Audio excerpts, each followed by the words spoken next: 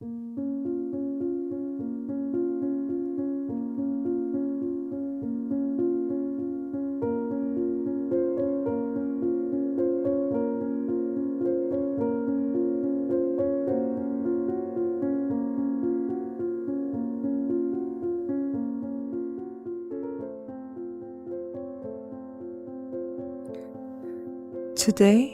we cross-stitch while I tell you of something most unexpected that happened to me in 2022. From my understanding, not many live to tell the tale that I have to share with you today.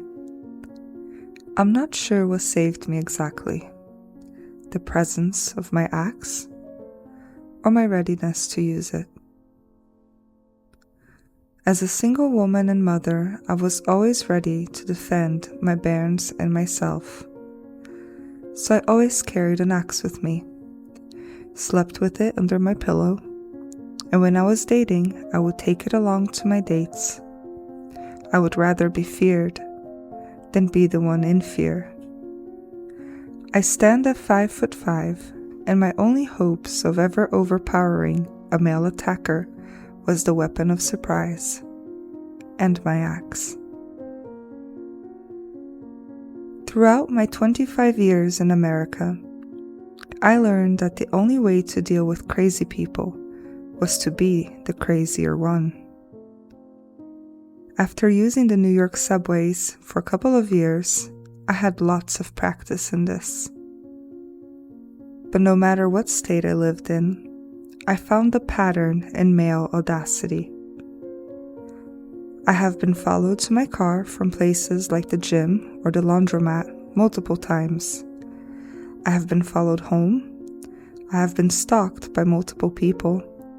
And there have been several attempts to get more than I was ready to offer. I learned that those who mean harm do not yield to politeness. So why should I bother to offer it?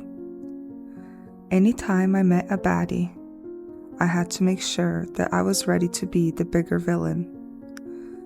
And this way I kept myself safe and unharmed. Always an axe in my belt or under my jacket. Always a knife in my sleeve.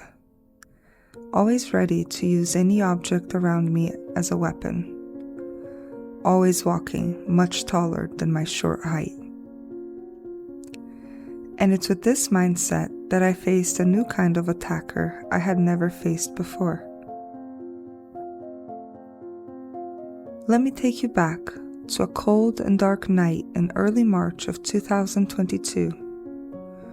Or maybe it was February. I lived in a 120-year-old house in a little town in South Carolina called Woodruff. My closest neighbor was the house that sat on the corner of the block. Our street was very quiet, clean, and peaceful. But the street diagonally behind us had some shady characters and rumors of drug abuse.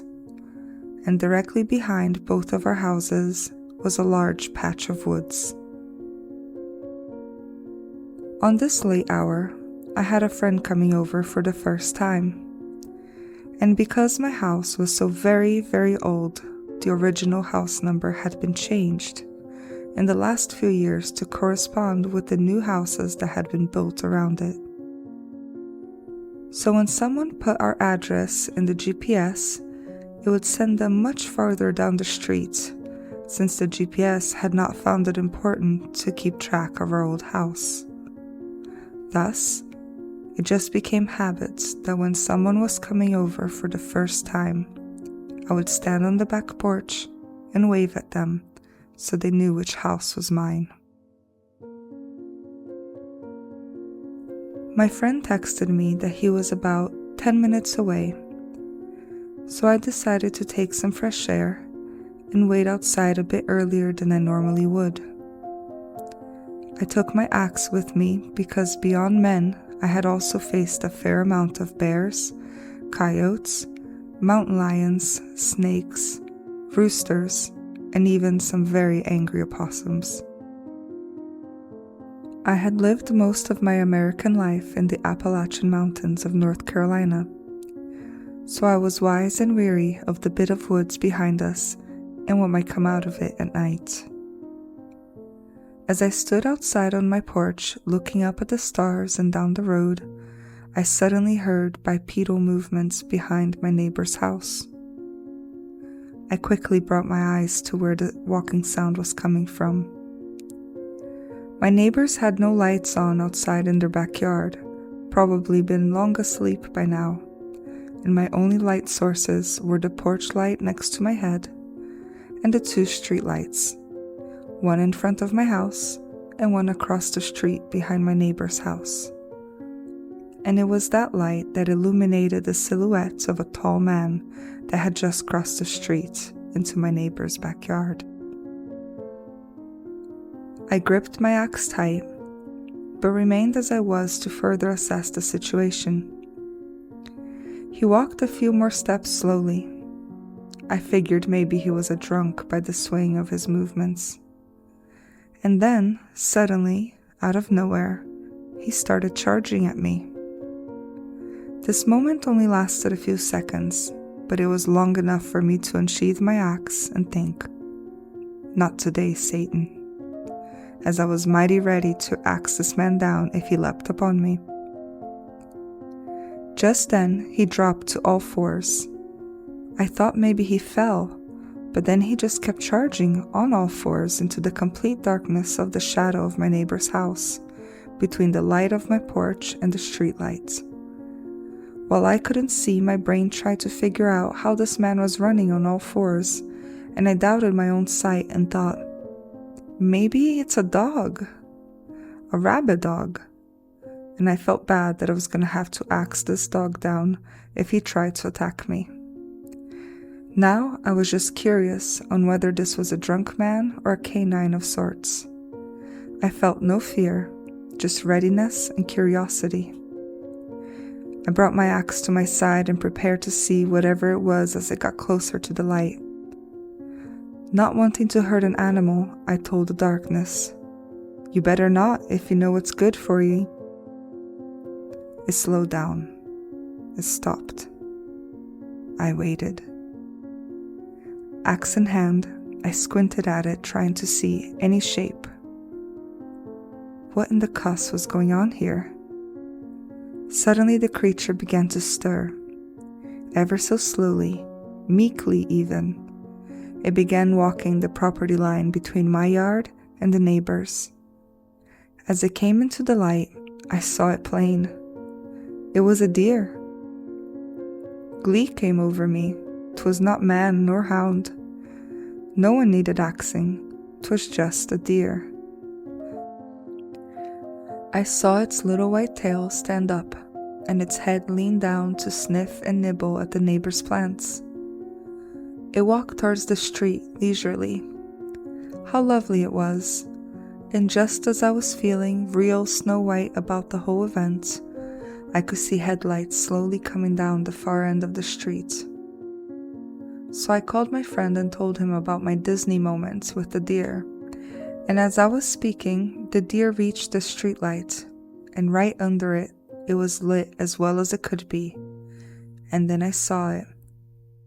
It was a mountain lion, clear as day. It began making its way down the street towards the front of my house. So I told my friend, "Oh hot dang, my house is the one with the dang old mountain lion in front of it." I saw its long tail, the shoulder blades going up and down as it strolled onto the asphalt. How did I mistake it for a deer? The tail was so much longer and the creature so much shorter. My friend reached my house and went past it to inspect the animal, and he said, "Yes, I see it. It's a mountain lion." And then he slowed to a crawl and paused as the creature walked by his car. It was out of my eyesight, but he said, "No, it's a wolf. It's the biggest wolf I've ever seen." He watched it go down the road until the darkness took it out of sight again. When he pulled into the driveway, I told him every detail of what had happened. And it wasn't until then that I realized how absolutely bizarre the whole thing was. I had most certainly seen the shape of a man. Then it dropped down out of sight and sounded as if it were a dog. Then in the light it was a deer, and under the street lamp it was a mountain lion. None of the shapes of these animals could be mistaken for another, because they're all so different, especially that of a man. My friend was a detective, and before that had been a police officer in Arizona. He told me how one of his coworkers had once helped on some mysterious cases on a reservation, and when they finally caught up to the suspected perpetrator, a chase ensued where he started running and they pursued him on the parallel road. No matter how fast they drove, the man still ran faster. When he reached the edge of the woods, he dropped to all fours and ran away. He was never caught. That was the first time that I heard the words Skinwalker. But surely, by definition, it must be what I had seen. In the upcoming days, I looked up more information about it, and the more I researched it, the more I wondered, why did it not take me down? I don't know. I was completely alone, and there would have been no witnesses if I had acted quick enough. Maybe it knew or sensed in some kind of way that I was absolutely ready to inflict damage upon it. Maybe it was a certainty in my voice. Maybe it just didn't feel like it anymore. Maybe it too thought, not today, Satan. It all felt so unbelievable, and had I not experienced what I did in my old house in Fletcher, North Carolina, which I spoke of in my last video, I would have been less inclined to trust my eyesight. But my friend saw it too, going from mountain lion into wolf, and had he, a detective no less, not been there to witness it too, I would have chucked it all as a play of shadows and light, despite knowing that I had heard what I heard and saw what I saw right in front of me. To this day, I still sometimes ask him, "Hey, it really happened, right? You saw what you saw?" And he still assures me that it did. Weeks prior to this event, there was the sound of a baby crying outside of my house. Then, heavy bangs on the outside of my walls and all around the house. As I took my axe and stormed outside to face the fool who would dare such an act upon my home, there was no one there. All was dark and all was silent. I shouted threats into the darkness, but heard nary a thing in response. I thought maybe some druggie was having too much fun. I called my police officer friend and told him about it. He worked third shift and drove by but saw nothing. He told me to let him know if it happened again, but it never did. I had no idea then that such were the luring tactics of such a creature. I moved out of that house in May of the same year. Now in Norway, even with an ocean between me and these events, I still sleep with a knife by my bed. Thank you for listening to the retelling of the mysterious events of that night. I know I am one of many that something such as this has happened to. And if you are one of such unfortunate people to have witnessed something similar, I hope this reassures you that you are not alone.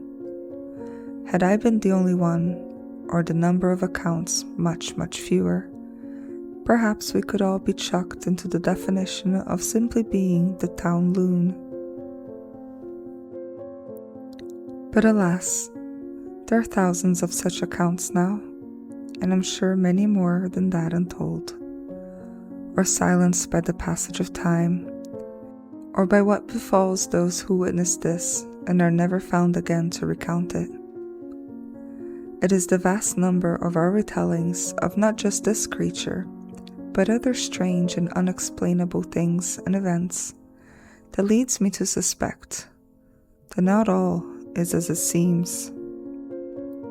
What lurks beneath the thin veil of what we cannot see, of what our primitive science cannot explain? We are so small in a universe so big. Will we ever be privy to any of it, if not all?